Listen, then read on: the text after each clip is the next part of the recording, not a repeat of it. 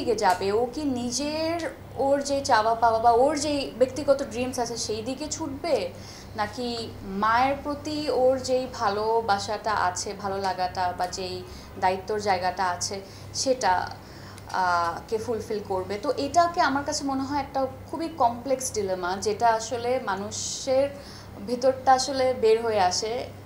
একটা সময় মনে হয় এটা করি, আর একটা সময় মনে হয় না আমার এটা করা উচিত। তো এইরকম একটা চরিত্র সাবা।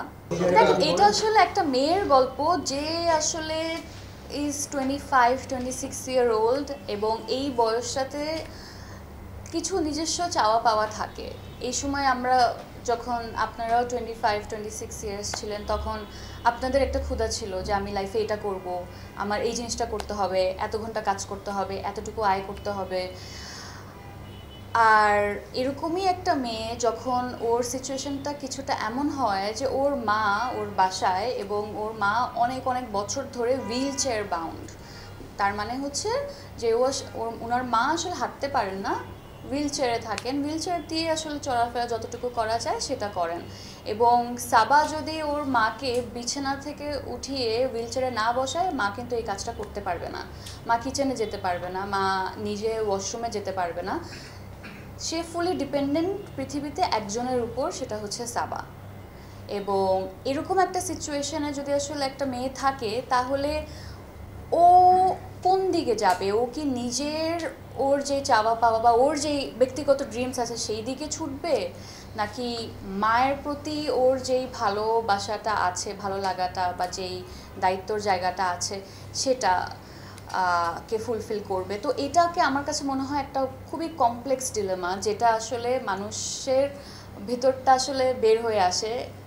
একটা সময় মনে হয় এটা করি, আর একটা সময় মনে হয় না আমার এটা করা উচিত। তো এইরকম একটা চরিত্র সাবা, এবং এই জায়গাটাতেই আমার ইন্টারেস্টটা বেশি ছিল যে অডিয়েন্স আসলে কি মনে করবে সাবাকে, এবং সাবার সাথে আসলে কানেক্ট করতে পারবে কি না।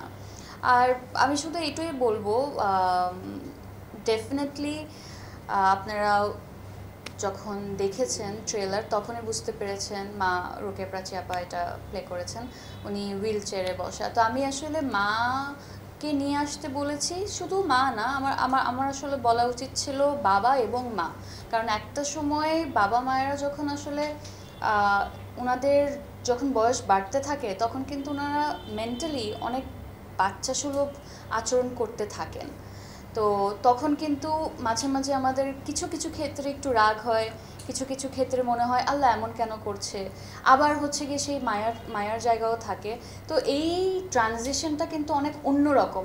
আমার মনে হয় আপনারা সবাই এই ট্রানজিশনের মধ্যে দিয়েই গিয়েছেন।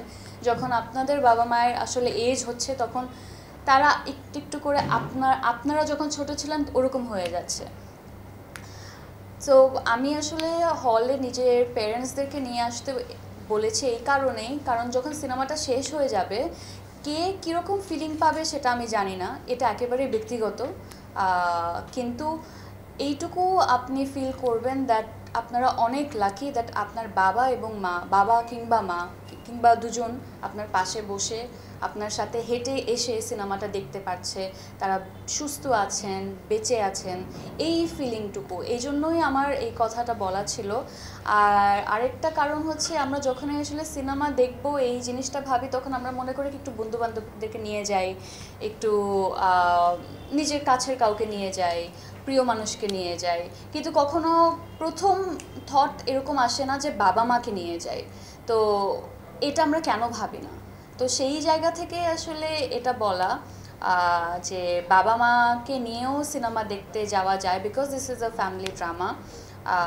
সো বাবা মাকে নিয়ে আপনারা আসবেন, এবং এটাই বলবো দ্যাট সিনেমা শেষ হওয়ার পর আপনারা খুবই এমনটা ফিল করবেন দ্যাট থ্যাংক গড আমার বাবা মা আমার সাথে আছে, আমার সাথে হেঁটে আসছে, এখন আমরা একসাথে বাসায় যেতে পারবো, বাবা মাকে দেখতে পারছি। এই ধরনের একটা ফিলিং কাজ করবে, যে এটা আমার কাজ করেছিল বলেই আসলে আমি এই জিনিসটা, এই ব্যক্তিগত ফিলিংটা সবার সাথে শেয়ার করেছিলাম।